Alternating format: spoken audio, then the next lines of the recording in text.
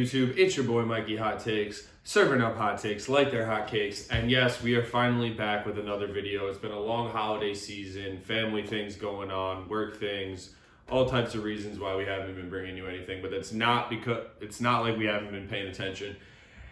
And as you can see, we're going to come right back and talk about the hottest topic in New York sports right now. I don't care what anybody else says. This is the hottest topic in New York sports. The New York Knicks being not as terrible as you thought. I don't care what anyone says. This team has already overachieved. Go look at their win, their over-under before the season. I bet you that's out the window already in some people's minds. They're playing hard. 3 huge wins already on the season. I mean, it's one thing to beat Milwaukee, right, and blow them out. That could have been an aberration. Then they beat Indiana in Indiana after already losing to them. So that shows you the hunger and the adjustments they made in the second game. You love to see that. And then Atlanta, once again, they were about 7-point underdogs on the road the other night. And they go down 15 in the third quarter, and they get a win. And there are a lot of reasons why they're playing well, but I got to start with the guy over my right shoulder, Tom Thibodeau. This guy, is it Thibodeau? I mean, I've heard it like 50 different ways. Let's go with Tibbs, like everyone else says. This guy has been electric so far. He's exactly what the New York Knicks needed, exactly what this roster needed. It's a kick in the ass. No one's going to fall out of line. If you don't play the right way, you're not going to play. It's simple as that. No one's entitled. We're seeing rookies play. Emmanuel quickly, huge minutes against Atlanta the other night. So many good positives so far in the first 7 games. And listen, they can go on and lose the next 3. They might get blown out tonight against Utah. I wouldn't be surprised. Nothing would surprise me. Like, there's going to be rough nights. There's going to be nights like they had in Toronto where they can't buy a basket, or in Tampa against Toronto, excuse me. But there's something about this team, and it starts on the defensive end of the floor. There's going to be nights where they're not hitting as many shots as other teams. I mean, you look at the roster, I think statistically they shoot the least threes in the NBA, which you would instantly say, oh, they're not going to win any games if they're not shooting enough threes. They're shooting open threes, which is very important. I think they're high in percentage, or at least in the mid-range in percentage, and dead last in attempts. So I'm fine with that if they're shooting a high percentage, going to the basket, getting to the foul line, and playing hard defense. And that's what we're seeing so far. Let's highlight some players so far. RJ Barrett, I'm not surprised. Everyone else, you can be surprised. I'm not surprised. He's only going to get better from here. The jump shot is not broken. There's nights where he knocks shots down. There's nights where he gets hot.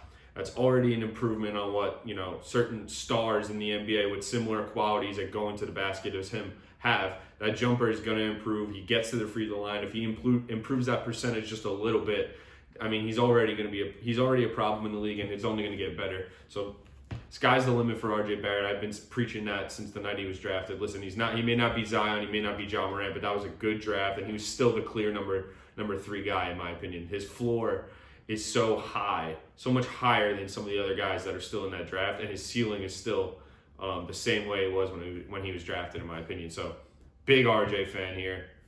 No surprise there.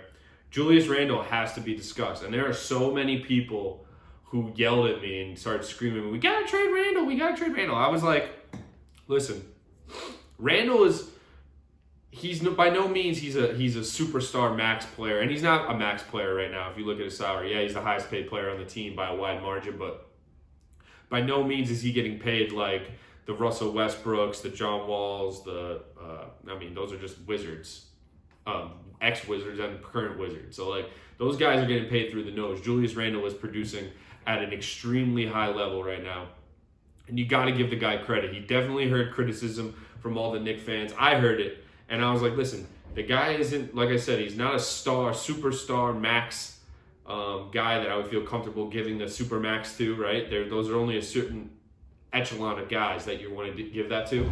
But he's playing absolutely like at an all-star level right now. He's clearly heard the criticisms of his game. I don't think his scoring ability, his athleticism has ever been in question. I think it's always been decision-making. And yeah, he turns it over still. He's still going to have a bonehead play here or there. But he's looking to get guys open shots, and that's going to open things up for him, which I don't care what you say. The guy needs to get double-teamed. He really does. There's not many guys in the NBA that can guard him one-on-one. And, yes, I mean, like his strength and agility is a problem. And his shooting ability, I mean, the guy is really taken the next step in the first 7 games. Let's not get ahead of ourselves. He is playing a lot of minutes, and that's why I do want to see Obi Toppin get healthy and come back to this lineup. Not for anything else. He's a big body that's needed to get some minutes, and I think it's important that he gets minutes when Randall's not on the floor. I would love to see that be the pure substitution. When Randall needs a rest, get Toppin in there, and if Toppin is hot, then you can let him rock, but Randall needs to be the guy. Randall and Barrett are playing, I think they're top 2 in the NBA in minutes. Listen, people are going to be like, oh, they're going to burn it up. Julius Randle is 26 and never played on never been used at this level before. He's getting paid like the main guy. I have no problem running this guy, not to the ground, obviously. You want to keep him healthy, but let him go out there and play big minutes. Let him go out there and be a superstar, or at least attempt to be. Right now, like I said, he's playing at an all-star level. RJ Barrett, I gave him a shout for most improved before the season. Listen, that might be a bit of a stretch, just because you really need to be like trash one year and then jump to the next level to win most improved, I feel like.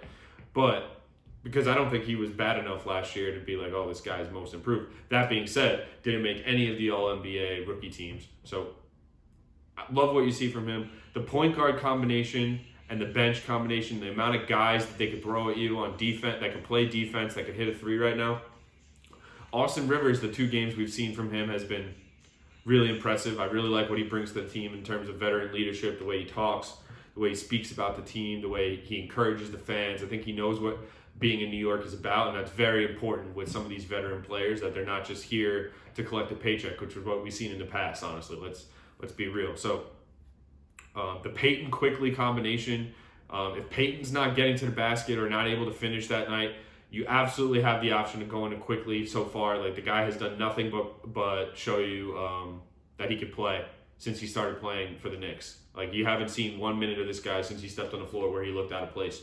And that's extremely rare for a rookie. I mean, I think we've seen even less out of Obi Toppin, and there are times, so thus far, it's very early, thus far in his career, where you look at him, he looks a little bit out of place, a little fish out of water. Quickly, that has not been the case. So you love to see that. Mitchell Robinson, by the way, I predicted the starting lineup that I think is the best one. Before the season started, Tibbs started the season with Nerlens Noel, moved on to Mitchell Robinson, and obviously that's paid dividends. I think they're working with him a ton on defense. He looks really good when he goes straight up. Very, very few times when Mitchell Robinson has his arms straight up in the air is he getting finished over. So there's a lot of reasons to be excited for a Knicks fan. And it's okay. Listen, I'm not saying they're winning a title. I'm not saying they're definitely going to the playoffs. But they look competent, and you can't say anything otherwise. I think the first 7 games was brutal. And if you would have told me they were 4-3 before the season, I would have probably wet myself. So here we are. They're 4-3. They play Utah tonight. I believe it's at MSG. Yeah, it is, because Utah played in Brooklyn last night. And we might get to the Brooklyn Nets at some point in a video soon. Listen. Get excited, Knicks fans. I think this is the most excited we could possibly be about the future in a long, long time. Now, your best player is 26. People act like he's trash. It's very possible Julius Randle has gotten better, guys. Let's call a spade a spade. And if the Knicks do fall off and Julius Randle is still producing at this clip, or at least he's showing you flashes that he can play like this, another team will be waiting to jump on him at the trade deadline. You'll get top dollar for him, I think. So everything is pointing up. Thibodeau is the reason right now for me. The minute he sees a lack of effort, the guy calls a timeout and he lays into his team. There's no doubt about it. And there's times in the past where you see teams go on runs, or at least a lead start to slip by the Knicks, and the coach, whoever that may be, whether it be Fizdale or Hornacek or Mike Miller even last year for bits, it kind of had just like a we're not good enough feel. And Thibodeau's not bringing that. He's bringing that, listen, we're NBA players, it's time to go, it's time to compete. And if we're not going to hit shots, we're going to play defense and make sure the other team isn't hitting shots. So that's what's been the Knicks' driving energy so far. And I do feel like Tom Thibodeau has made a big difference. It's not a hot take. That's not a Mikey hot take. Everyone to this point can see that Thibodeau has brought something different to this Knicks team. So we're gonna pay attention to what happens in Utah tonight.